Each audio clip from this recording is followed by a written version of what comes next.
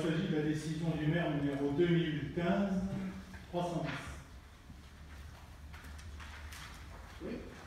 145 000 €. Madame le maire, pour acheter un terrain situé à l'est du centre social, en particulier du multi-accueil. On dit la crèche habituellement. En soi, cette décision peut être tout à fait justifiée. Mais la méthode et les explications apportées à la préemption du terrain appellent des remarques et un questionnement sur le fonctionnement de la commune et de son CCAS.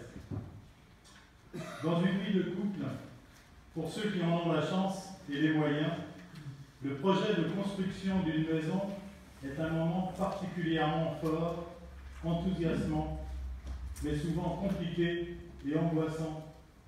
Donc, lorsque le permis de construire arrive à la maison, enfin signé par le maire, on sait qu'on peut passer à la réalisation du projet longtemps désiré. C'est ainsi qu'un couple dépose une demande de permis pour cette parcelle le 23 avril de cette année, que vous refusez une première fois le 22 juin, tout à fait normalement, hein, c'est pour des problèmes techniques et ça arrive très souvent. La demande revient alors le 13 juillet, ce qui coûte quand même un peu d'argent à ce couple. Elle est complétée le 11 août par d'autres documents qui manquaient, et le permis est accepté enfin le 5 octobre 2015. Formidable. C'est la joie. Et puis le 4 novembre, coup de tonnerre, pour ces personnes-là. La ville annonce qu'elle préempte le terrain. L'affaire est faite d'ailleurs. Vous n'avez qu'à faire un recours. Alors vous prétextez des complications administratives.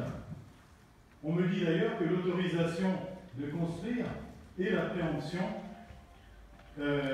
suivent des chemins soi-disant parallèles, mais qui finissent par se rencontrer un jour.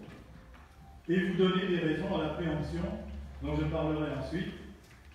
Soit, il n'empêche que ces gens-là auraient pu être au moins prévenus, vu le site du terrain. Sur le plan humain, en parlant bien, c'est indigne. Et en ne mâchant pas mes mots, c'est dégueulasse. Voilà ce que j'en pense. Je ne suis pas le seul d'ailleurs. Le résultat est désastreux évidemment. La signature du maire de Dinard a-t-elle encore une valeur? Comment lui faire confiance? L'image de Dinard est encore ternie. Ces gens-là venaient s'installer à Dinard. Quel accueil! Et puis, il y a l'explication que vous leur donnez et qui m'interroge en tant qu'élu de cette ville, et membre du conseil municipal et du conseil d'administration du CCAS. La voici l'explication, j'ai les documents. Considérant l'audit demandé par Madame le maire, présidente du centre communal d'action sociale, le 15 décembre 2014. Voilà d'ailleurs la commande. C'est vous qui nous l'avez distribuée. Et réceptionné en mairie le 13 juillet 2015. C'est-à-dire que tout le résultat de l'audit est arrivé le 13 juillet 2015. Considérant l'intérêt prioritaire pour la commune du projet de reconstruction et d'extension de la crèche municipale et du centre de loisirs préconisé par l'audit précité et nécessitant l'achat du terrain attenant aux installations existantes. Ça, c'est l'explication que vous avez signée personnellement. J'en tombe des nues. L'audit, parlons-en. Vous en avez pris la décision sans en parler au conseil d'administration du CCAS. Il a coûté 5 400 € au CCAS.